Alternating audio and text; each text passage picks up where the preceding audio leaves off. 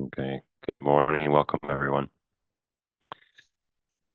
So, um, yeah, I think mm, we moved on to bodhicitta last week, so we're going to continue on bodhicitta um, and follow Geshe Upton's meditation series, Essential Nectar.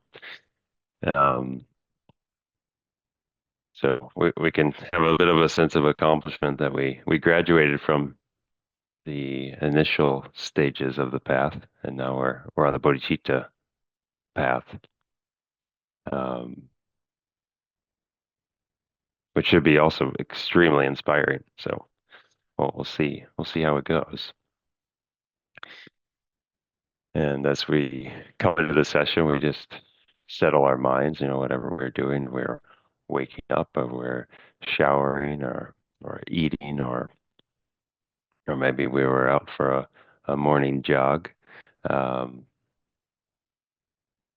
we want to just come into this 30-minute session, putting all those things aside and work with our minds.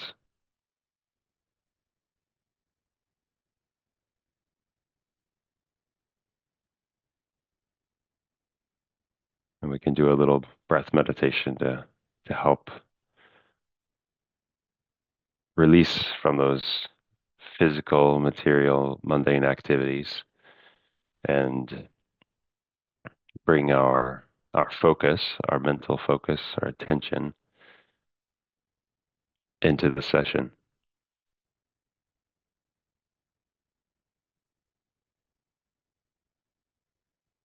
So we can observe the just for a few moments the breath as it touches the tip of the nose. So as we inhale, the sensation of the inhale, and then when we exhale, the sensation of the exhale. Just at the tip of the nose. We just put our attention there for a minute or so, and we watch it.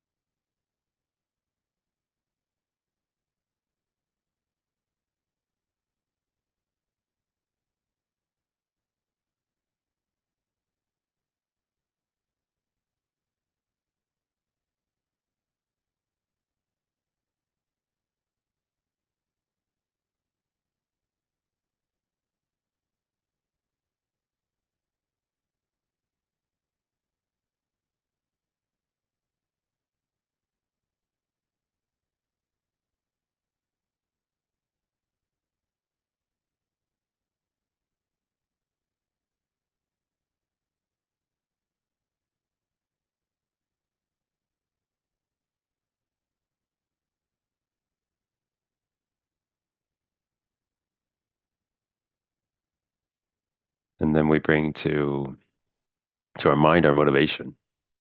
So why are we meditating? Why did we come to the meditation today? And we all probably have our own thoughts of or reasons why. Maybe we want to develop ourselves. We want to feel good. We think it's the right thing to do. But um, in the Mahayana tradition that we're following is bodhicitta is at the heart of it, which we'll be meditating on today. So this great compassion that all sentient beings are equal. We're all suffering in samsara, and we have this wish to go beyond suffering.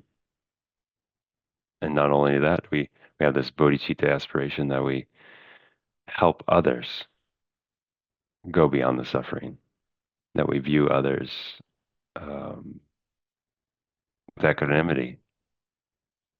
They're all equal. are all equal in that they all suffer. And they includes I. So we all suffer.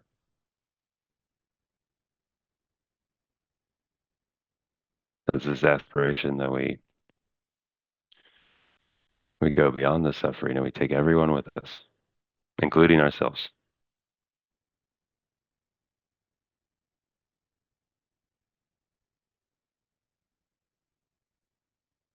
So may that be our motivation for doing the meditation so we can just mm, make one step in progress in this direction.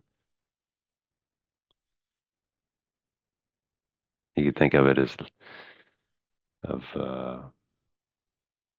shaping a piece of wood, and we're going to stand just a little bit today, and we're going to get that ultimate shape, that ultimate bodhicitta, one day of sanding at a time.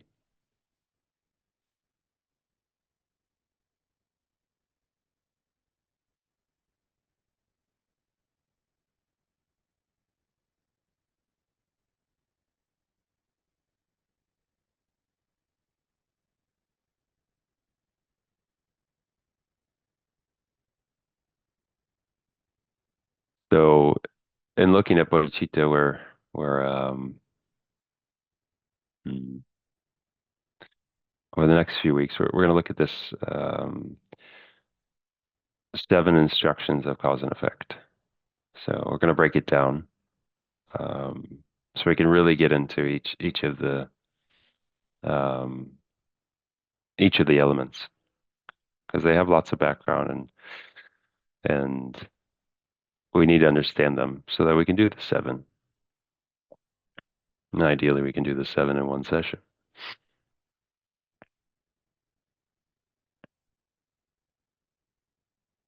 So the first element is to achieve even-mindedness, is what they call it.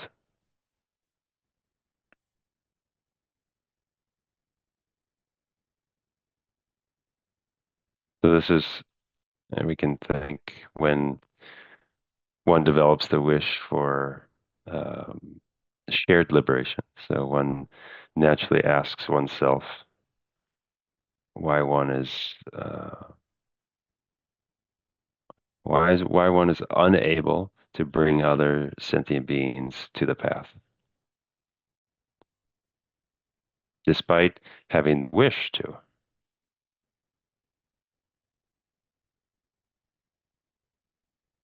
And the reason would seem to be that we lack an even mind towards others.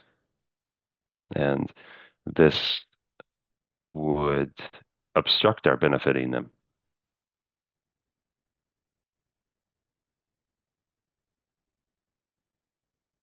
And this lack, it's due to this narrow outlook or um, a confined, narrow outlook confined to this life.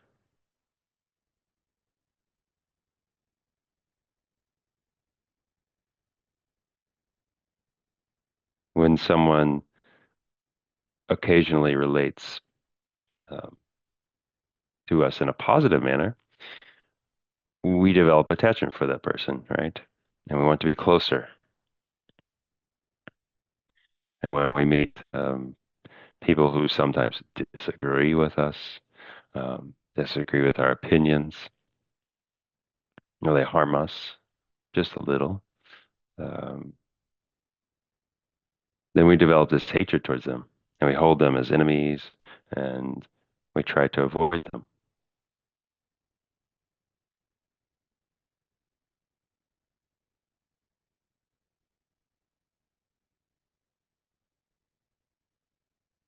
So even in this life, we only consider a short period.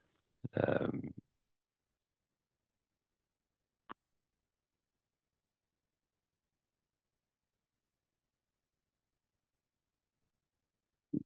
for example, a person could be harming us for years, but this week, um, the person has been good to us in some way. And perhaps they even gave us a present, a gift. And then we start to cherish them. We start to develop attachment, not aversion. And then we completely forget about the previous harm.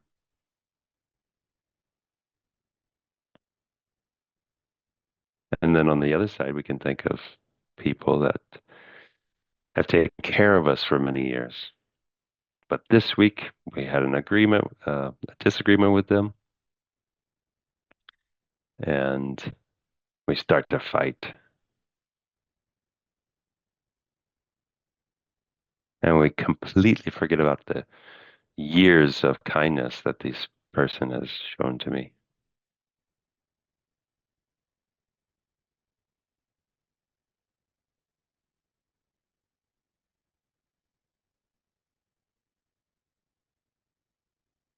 So our mind is not even towards other people. It discriminates. It's um, it's uneven like mountains. You can think of mountains. There's low parts, there's high parts, there's valleys, there's peaks. So we need to recognize clearly that we have this unevenness in our mind.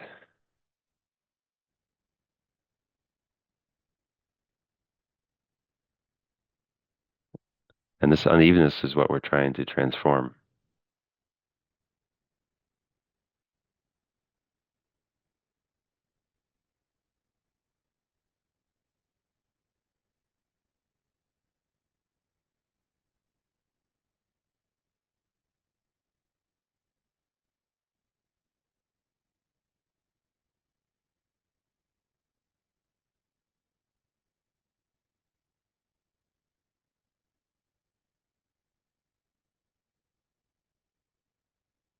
So there's certainly many people at present in our lives that we dislike. And most of the reasons why we dislike them they're probably recent in the last week or the month or so. Um, but this is not our only life, right? So in the course of many past lives, um, the same people we now dislike, they've cared for us with kindness.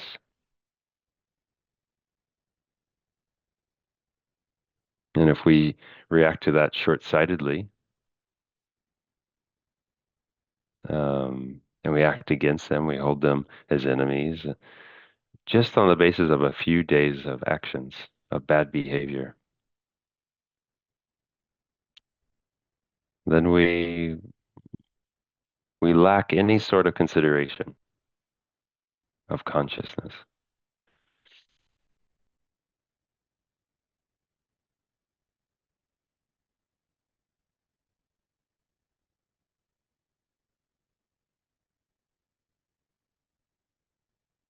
And we can transform this um, attitude. It can change, right? We know that people that we've disliked in the past, they become our friends. And then they help us very much. So this helps us overcome this aversion to these people that we've grown to dislike. But on the other side, we have friends. We have people that we're attracted to, people that we have so much attachment, we think about them all day long. And this is a completely exaggerated attitude. It's also a baseless attitude.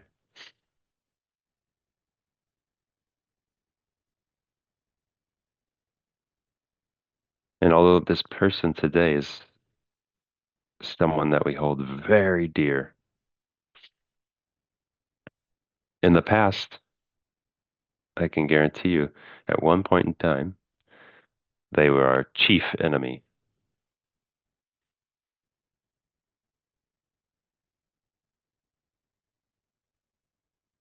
And it's very possible that a year from now, this person will have turned against us and treated us badly, broken off the relationship.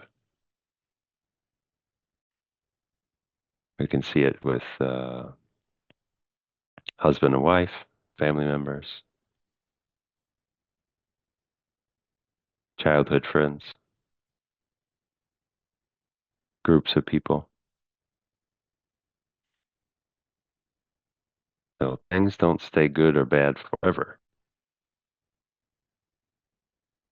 For a while, they might be good, then they turn, vice versa.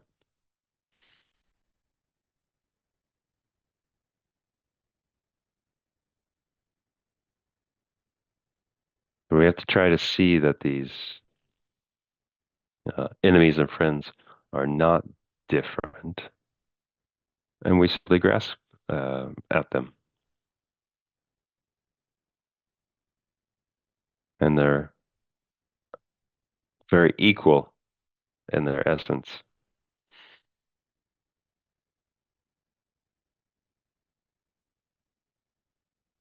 So there's another group of people, right? There's these um, strangers or people that we completely feel unconnected, indifferent to.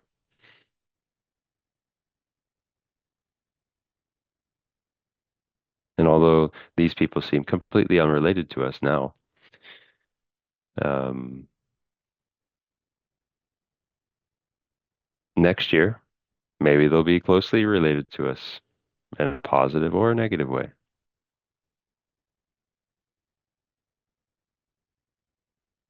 So we shouldn't feel or we shouldn't regard any sentient being with indifference,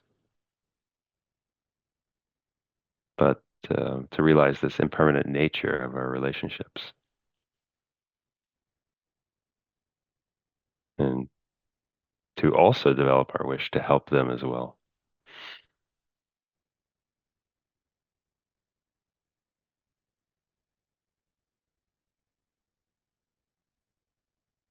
So up until now, um, we probably quite naturally discriminated among beings without thinking about the Dharma.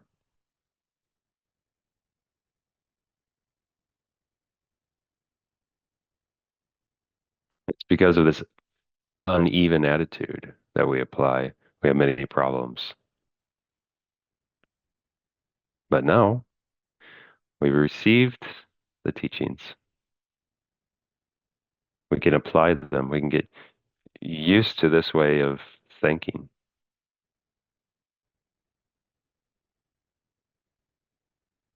So it's in this way we can level out our uneven mind to cut off our hatred, to cut off the attachment.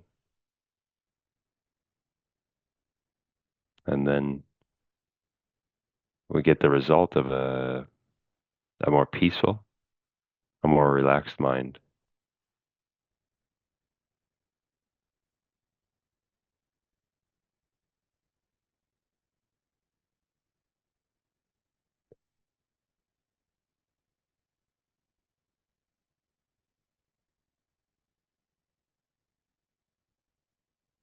The essence of the Mahayana motivation is compassion.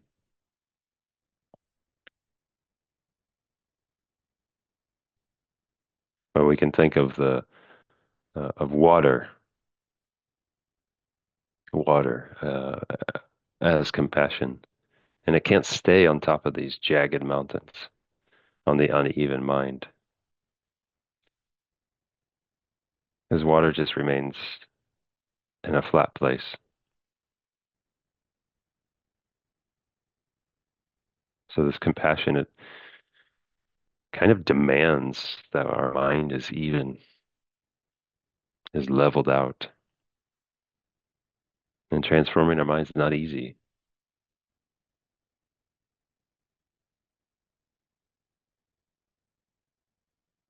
especially when we have these thoughts like, oh, this person, they're really bad. And if we have that thought, how can we create an even mind?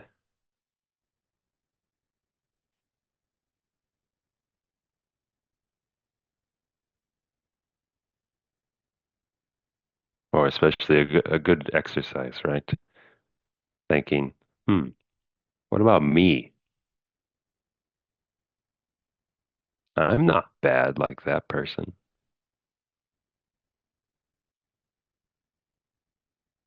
We don't generally think of ourselves as bad, but this person, our enemy, no doubt, they think we're bad. So who's the bad guy?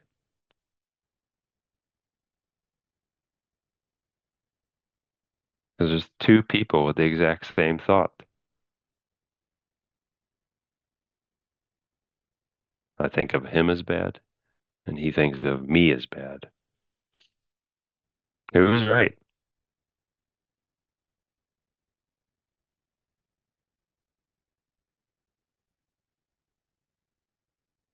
But if we start to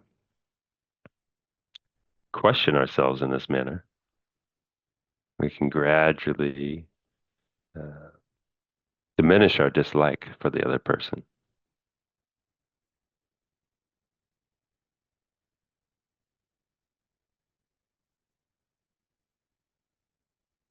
And another way or another method is to eliminate dislike by meditation on emptiness.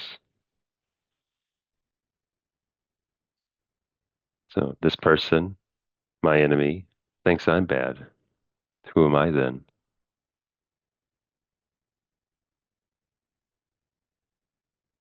And what is this person whom he hates? Thinking about myself.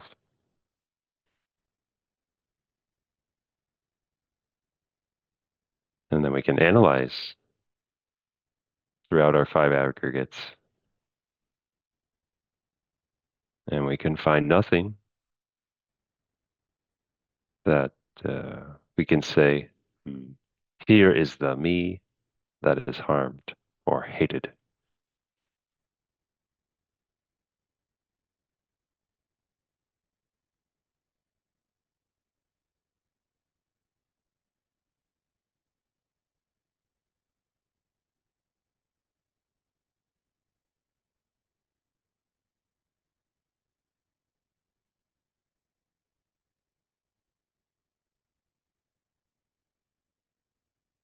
And then if there's no object for that enemy, um, for that enemy to act against,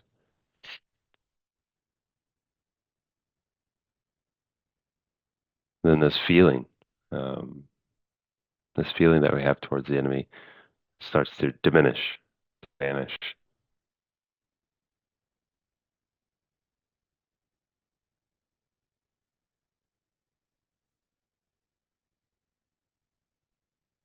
So developing this sorry, even mind,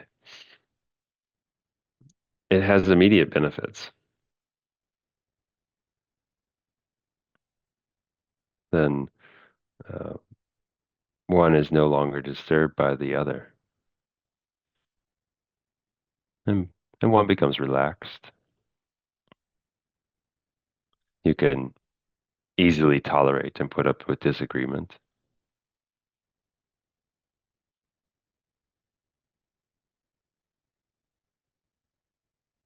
And I think when we start working on it, we feel it in our hearts. We start to feel good or positive.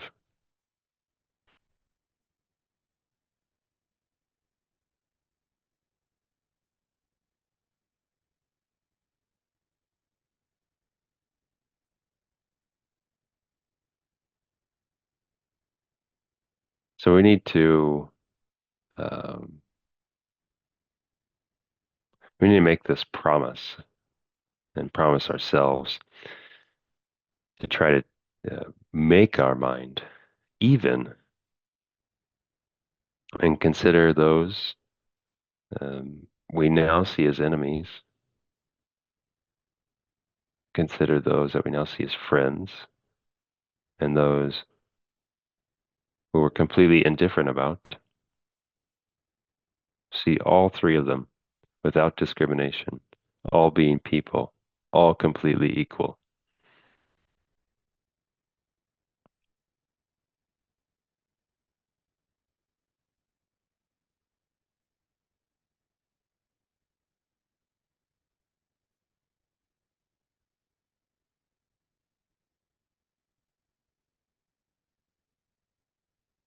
So in a battle, an army first shoots the enemy in the front line. Then, having killed those, it advances and attacks those behind. So in the same manner, having developed this even-mindedness, removing the peaks and the valleys, we must take a further step to increase the power of our mind. Seeing all the people as being equal. It's good, but it's not sufficient.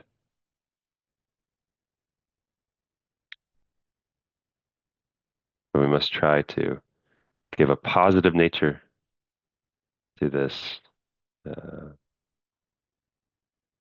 um, even-mindedness, not only seeing other people as equal, but feeling impelled to work for their benefit. So it's not passive, it's active.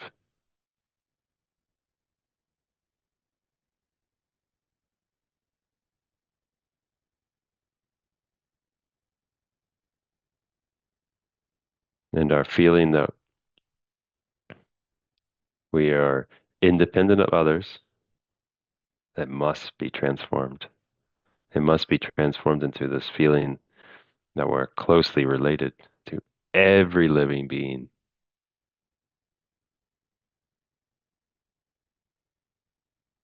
completely interconnected.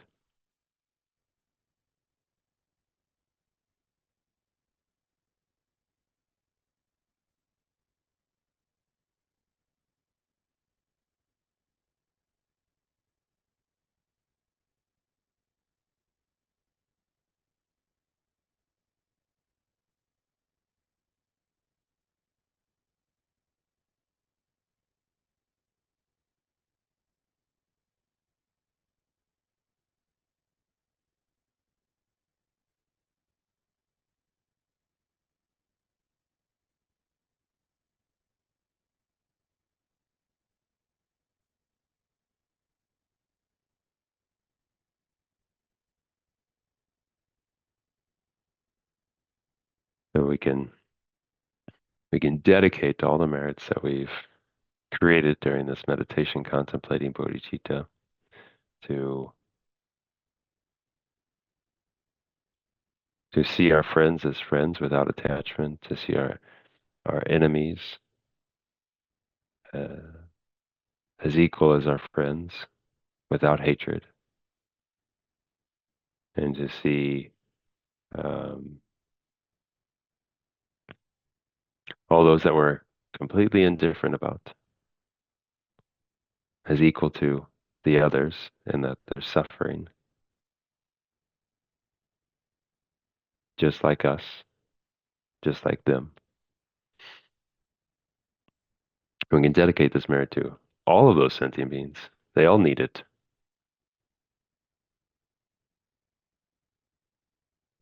Over countless times in the past and the countless uh, eons to come as we diminish the roots of samsara. So we can dedicate that. May they be free. May they be happy. May they be liberated. And may I be the cause that leads them to liberation.